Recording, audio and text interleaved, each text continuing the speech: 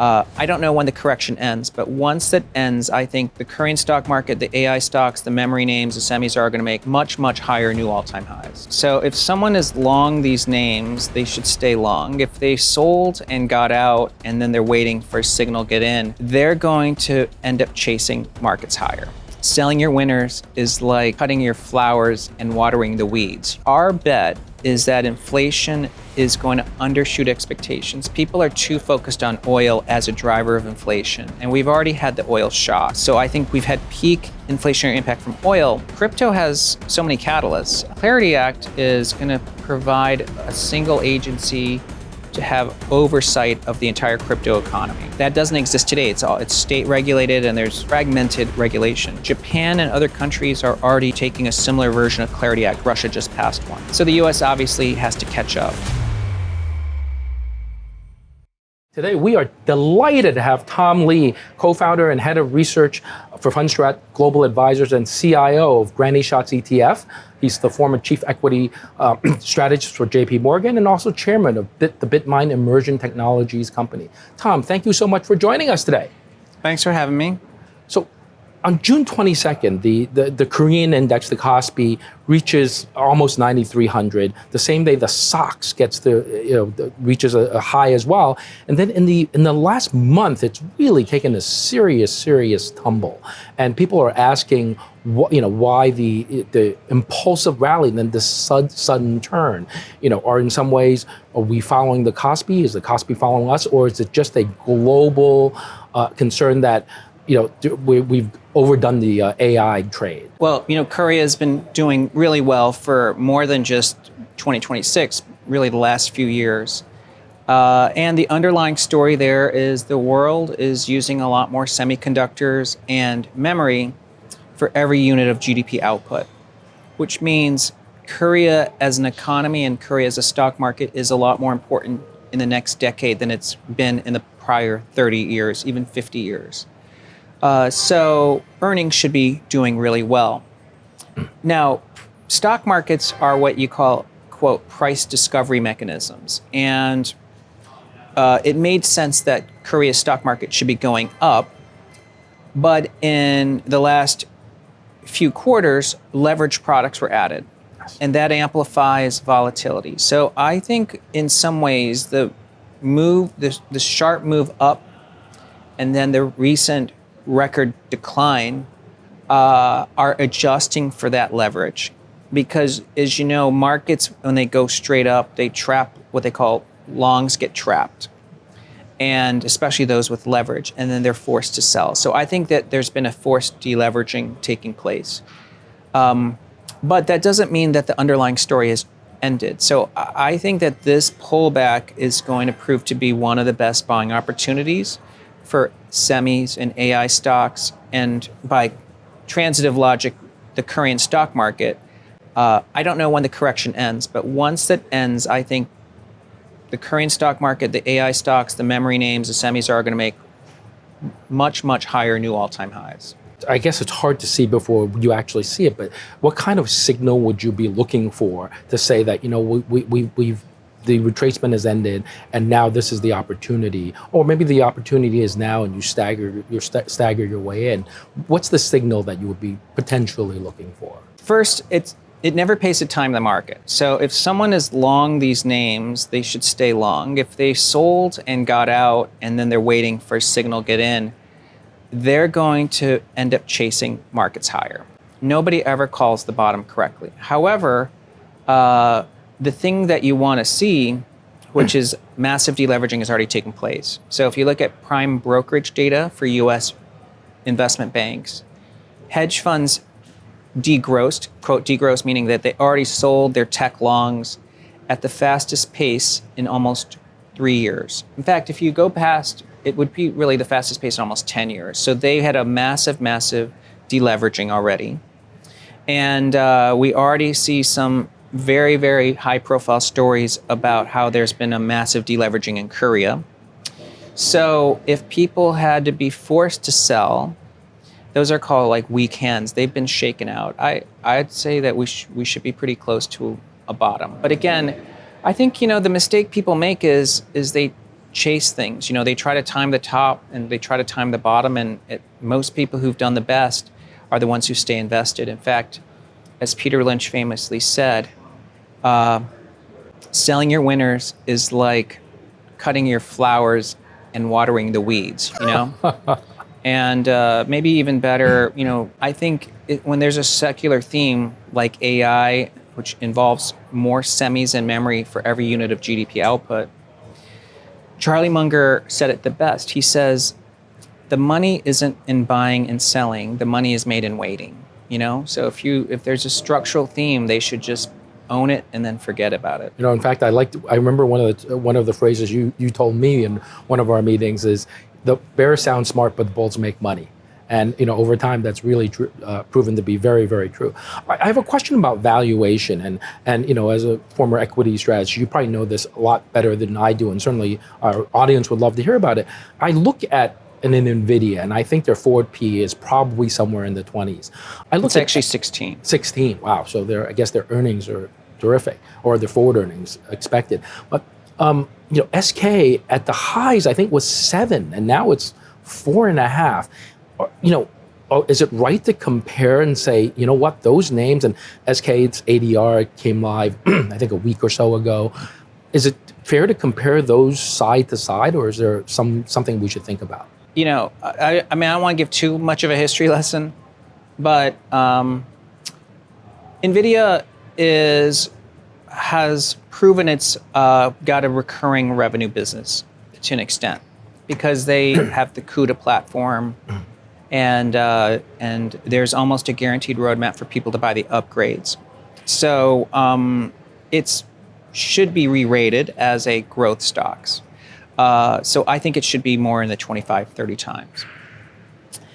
Now, memory and semi-cap equipment, and what I call 2 steps removed from the customer, have what's known as the risk of a bullwhip effect, meaning these industries can be more cyclical because they don't have pure order visibility. So let's say that the end market is really a consumer using an AI lab service, right?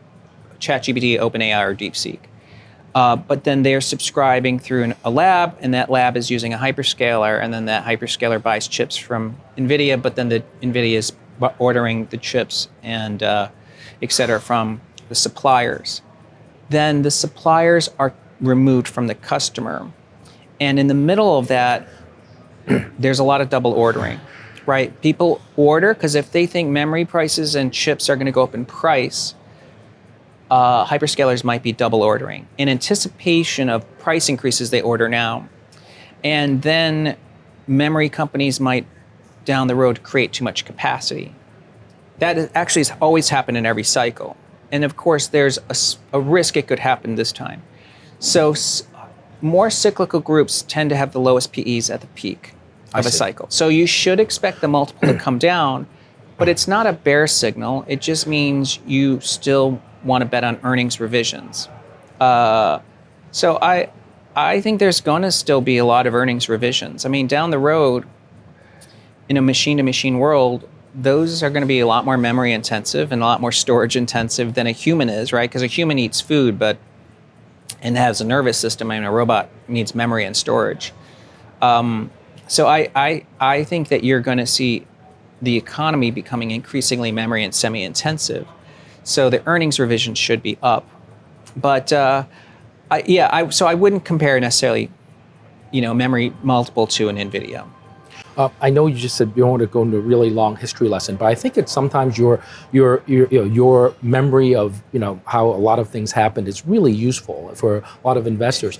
If I recall, when Cisco ran into trouble, it was something of this bullwhip effect where they saw orders collapse because in 2001, because people had over-ordered, and all of a sudden, it was like a stack of dominoes that went over. So is that a relevant lesson to be, to keep in mind, or are we just, too early for that?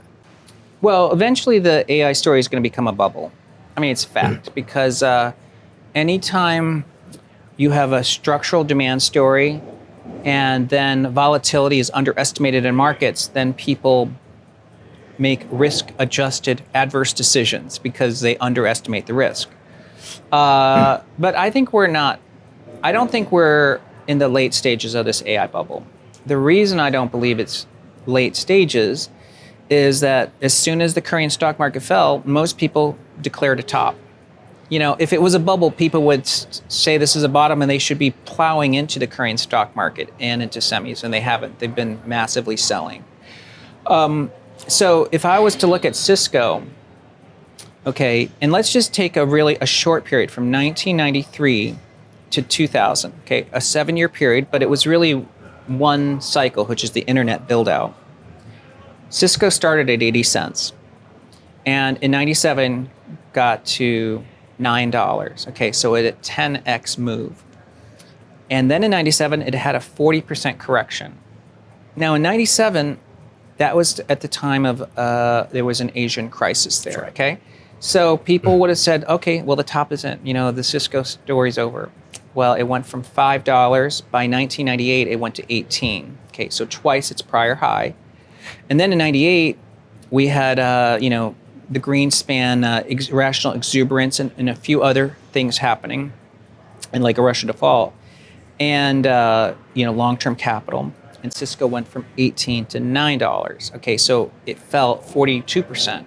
And a lot of people called the top there in tech. In fact, I remember that period. There were a lot of people that were dancing on the graves of tech saying the trade was over. Cisco went from $9 and by 2000 hit 80. So it had a 100 times move from 93 to 2000.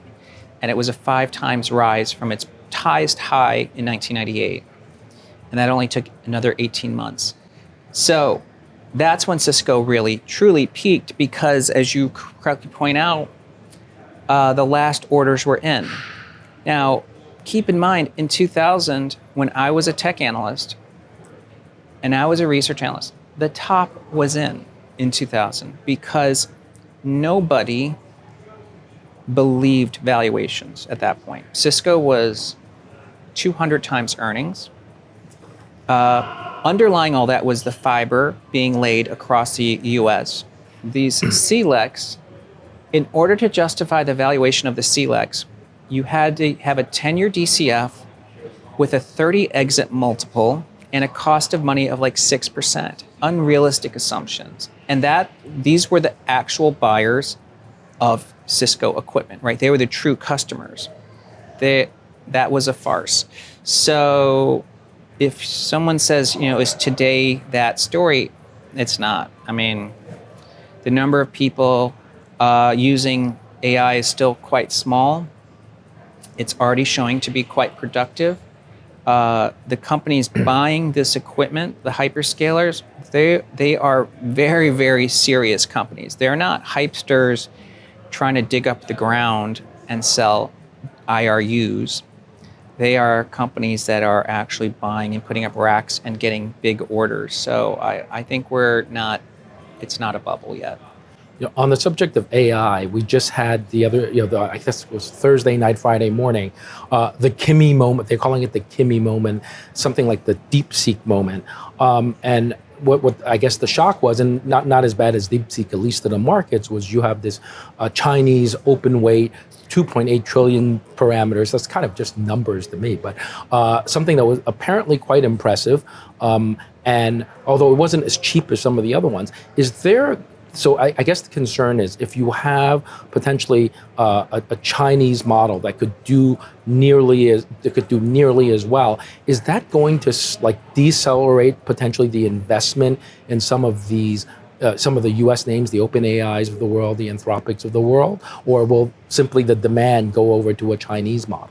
I think the answer to that actually is ultimately above our pay grade, meaning what we already know today is AI is actually extremely capital intensive to maintain because equipment wears out, and then there's tokens burned, right, to run all this. And open source models are cheaper, but part of it is they're like generic drugs because they didn't have R&D, and a lot of them are distillation models. Now, those models are open source, but they can't be truly free because someone's got to pay for it, as they say. So the one question we don't know is, how are these models ultimately funded? But the second is, as Elon Musk says, that we're kind of like hurtling towards a singularity, like where AI and robots could create so much productivity that everything essentially becomes free. I mean, like that's a disruption to even capitalism. So, like, I think the answer is I don't know. I mean, it makes sense that, like, I'm really oversimplifying it, but there's Linux and then there's Windows, right? Right. And then there's Android and iOS. And so the answer is, I don't know, but is it negative for the hyperscalers? I don't think so. I mean, again, these are all very serious companies, and they could choose not to, just the way Apple has chosen not to, and Apple's produced a lot of free cash flow, but they had to endure criticism for not being AI forward at the time. So I think, investors, that's an existential question, but that's very difficult to answer, and instead they should just focus on where opportunities exist. Speaking of opportunities, we've had quite the first half. So your feelings and prognostications, if you have them, that you feel reasonably confident about for the second half. July recent history is a very good month for stocks, though now so far it's been mixed due to sort of events beyond our pay grade, as you say. What do you see for what are the themes that you see for the second half of the year for the equity markets? Well, I think that our strategies have been working so far this year because if you look at what we've liked, our best sort of execution of that is our Granny Shots ETF, GRNY. And year to date, it's outperformed the S&P 500 by like 120 basis points. And it's a top decile fund this year. So we're outperforming more than 92% of all fund managers with Granny. And that's because we stuck with long-term themes. We still believe in AI as a downstream story, and we still believe in cybersecurity and security. And we are betting on monetary easing by the Fed, even though the market's gotten hawkish. And in fact, small caps are doing exceptionally well this year. And that's probably the biggest clue that the Fed's going to be dovish. So I'd say that we didn't make a lot of changes to our view in Granny for the second half. And I think we're sticking with sort of the idea that earnings growth is accelerating. And we're in earnings season now. I think the AI story is very much intact, but we are willing to buy the downstream story. So like Mag 7, software, and crypto are the downstream of AI stories, and they're beginning to outperform. And the other piece is I do think the bond market is hawkish, thinking the Fed has to hike. Our bet is that inflation is going to undershoot expectations. People are too focused on oil as a driver of inflation, and we've already had the oil shock. So I think we've had peak inflationary impact from oil. The underlying inflation drivers are weakening because housing's weak, wages aren't really accelerating, and that would put the Fed in a position to actually cut rates, which would be dovish. I completely agree with you. I just don't see this Fed. They may make hawkish noises, but I'm not sure that they're have really any real intent to hike. And Granny, I think you're up to $4.5 billion in assets under management, which is what's actually a total is close to $5 billion. $5 billion now. Yeah. Excellent. I have some of it. Maybe I'll just invest in that and stop trying to pick bottoms and pick tops. Yeah. Well, I mean, Granny's example, like, when AI and the memory stocks are going up, people were criticizing Granny because we didn't like load up on the AI and semi names, and we do have exposure, but when you had a 40% drawdown in memory and AI, Granny outperformed, because we focused on really the anchoring on the longer term ideas within the AI trade. Right. I do want to switch gears and ask you about Bitmine. It's an Ethereum treasury company, the first I guess maybe the first or most prominent of its kind. And give me an idea. I guess MicroStrategy at the time was Strategy. It was the first Bitcoin treasury company, but they've had some struggles, very, very publicly. Can you tell us, what the difference is between sort of the Bitmine, how it's executed, versus something like Strategy? Well, just to clarify, Bitmine is the largest Ethereum treasury, and actually the largest holder of Ethereum in the world, with almost 5.78 million ETH coins. But it's actually not the first Ethereum treasury. It was probably the fourth or fifth. But we became the biggest, and we just crossed 1 year of operations because we had a very simple strategy. We kept the capital structure very simple, and we wanted to accumulate Ethereum. And so that's how we've been able to grow so rapidly. And we're, I think, 5 times bigger than the next Ethereum treasury. And to contrast us to MicroStrategy, MicroStrategy I'm still quite bullish on. In fact, we own it in the granny funds because I'm bullish on Bitcoin. But we take a very different approach. One is, well, the 2 biggest differences, maybe I should highlight 3. But the first is the native asset. Bitcoin is a store value. And the ecosystem around Bitcoin wants to, quote, ossify Bitcoin. Not introduce changes, make it always a store value, like digital gold. By contrast, Ethereum is a yield-bearing asset, roughly a 3% yield. And that's because it's proof of stake. So the security work is done by those who are staking ETH, and in return, they get paid a yield. And the ecosystem is developing, and it's the largest ecosystem in crypto, bigger than even Bitcoin. And they are trying to position, and successfully so far, to make Ethereum the financial settlement layer for Wall Street. So the entire financial rails probably will run on stablecoins, which run on Ethereum. The second difference is that MicroStrategy has arguably a somewhat passive approach to Bitcoin, meaning they own it and they want to create digital credit. Bitmine is very active in the ecosystem. We've funded we're the lead investor in 3 spinoffs from the Ethereum Foundation, all of which are targeted to strengthen Ethereum and either focused on improving price or strengthening the ecosystem, and there's more. So we are really part of helping shape the future of Ethereum.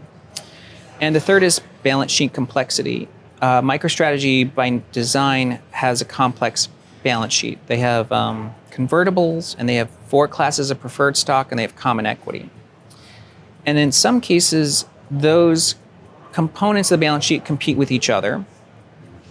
And because Bitcoin has no native yield, they have to sell stock in order to fund the dividends. Bitmine has a very simple capital structure. It has common equity, and we just launched a perpetual preferred. The staking yields that we're generating today at the current price of Ethereum is about $6 million a week, about $300 million a year. If Ethereum goes to 5,000, then this gets close to $1 billion a year, and it would be almost 20 million a week. But our perpetual preferred offering has 30 million a year in dividend requirements. So we can fund our preferred easily with our staking yield. And so I think we have a simple capital structure. We are betting on the future of Ethereum as a settlement layer for not only Wall Street, but for how robots communicate. And we're part of the ecosystem. So I think you should think of Bitmine as highly, highly integrated into Ethereum. Would it be fair to say you could invest in Ethereum, the token itself, the coin itself, or you could invest in Bitmine? Are they in some ways very, very similar? Yeah. I mean, I think if someone is owning Ethereum, then they can buy the coin, and they can stake it, they'll be fine. But there's 2 kinds of investors that can't do that. One are institutional investors. The large asset managers that run huge funds can't buy ETH, the native token, because they would actually have to maintain a crypto wallet. And but they can buy equities. Bitmine is in the Russell 1000 large cap index, and it's traded on the NYSE. So it's the only Ethereum large cap stock that they could buy today. So if you're a large manager in Boston and you want to have exposure to Ethereum, you have to buy Bitmine. And by the way, the Russell 1000 is the largest and most widely used benchmark index. The second investor is someone who wants to actually use options and derivatives, or is just wanting to buy higher exposure to ETH. Bitmine outperforms Ethereum on the upside. Bitmine has a whole bevy of options that trade. In fact, it trades on perpetual markets too. So it's arguably a better way for active equity investors to get exposure to Bitmine. And that's really a much larger universe, because the universe of stock investors is 240 trillion. The universe of native crypto investors is a couple hundred billion. So I think it's better to kind of bet on what the equity world will do, and that they're going to end up buying Bitmine. It certainly makes a lot more sense. If I own the coin, I have to go and stake it. That requires effort and a certain level of knowledge. And if I've got somebody managing it, maybe I ought to do that. Or if I want to clip some coupons, 9.5% on the preferred with, as you mentioned, plenty of coverage seems to be a really good way of clipping coupons. If it was big enough, Warren Buffett would probably buy it all. Yeah. I want to talk a little bit about crypto as a space. It had a pretty big drawdown, and now it seems that there is almost neglect. There's really people aren't involved in it. People aren't really don't seem to be talking about it. But if I'm looking at the Bitcoin chart, and it looks like it might be about to break out, or could break out, at least in a consolidated way, of a fairly long downtrend. So is crypto, this neglect, is that going to end soon? What would it take for crypto to be as exciting as it was not very long ago? Well, I think you're describing a bear market. In bear markets, people don't talk about stocks. When Apple was down, no one talked about Apple, right? So we know price drives sentiment, and crypto's been in a drawdown, but you'd expect at the bottom people to be bearish. In fact, that's exactly what makes a bottom. Is it's you deleverage people, and then you reset expectations. Crypto has so many catalysts. I mean, since the end of June, Ethereum has outperformed memory stocks by 72 percentage points. I mean, that's pretty huge. People have lost 40% in memory, and they've made almost 30% in Ethereum. And now the Clarity Act is on the, as they say, in the 1 yard line. That will open up the floodgates, because the Clarity Act is going to provide a single agency to have oversight of the entire crypto economy. That doesn't exist today. It's state regulated, and there's fragmented regulation. Japan and other countries are already taking a similar version of Clarity Act. Russia just passed one. So the US obviously has to catch up. This is going to create institutional adoption of crypto. That's a bigger market than anything that's existed in crypto before. So I think it's, if someone's been in crypto a long time, they've been in the hobby phase. I'd call it Ethereum 1.0, because it was meme coins and NFTs. This future market is stable coins, payment rails. Robinhood wants to tokenize everything. And by the way, they could have built on any blockchain. They built Robinhood Chain on Ethereum. They launched it. It's already a breakaway success. More than $1 billion of volume daily on Robinhood Chain. And it's generating, Robinhood might make $1 billion a year from this chain that they just launched. It is a massive, massive hit for them. So I think every Wall Street firm is watching what Robinhood did and realize there's a lot of money to be made tokenizing assets onto Ethereum. Well, I noticed that I think Robinhood's one of your top holdings in Granny. Yeah. So that makes a lot of sense. It reminds me when you just said, when in a bear market nobody talks about it. It seems like, I don't know how much closely you watch it, but gold and silver the same way. The buzz was overwhelming 6 months ago, and now there's nobody asking about it. So I wonder if any thoughts on gold and silver. Are we seeing something similar to what we may be seeing in crypto? Yeah. Well, gold's made a huge move. Gold isn't as volatile as other assets because it's a store of value. And if you look at the last 3-year move, it's probably in its entire history. I'm talking, 12 centuries of history for gold. It was like a 5 standard deviation move. So it makes sense gold has to consolidate that rise. And I think, maybe, I don't know, maybe it's got 10% downside, but that's pretty much it. I think gold is proven to be a real store of value. So at Fundstrat, we've legitimately advocate to own a stake in gold. I don't know, less than the Bitcoin holdings, but let's say it's 1% in gold. And I think it's a good hedge because in the future, whether it's debt uncertainty or AI's disruption or social unrest, these are kind of things that could make gold incredibly important in the future. And nothing's changed because in an AI world, gold's safety haven as a store of value probably hasn't changed. So I think everyone should own it, but it had a big move, so it needs to consolidate. Well, Tom, thank you so much for spending so much time with us today. We look forward to having you on the show again.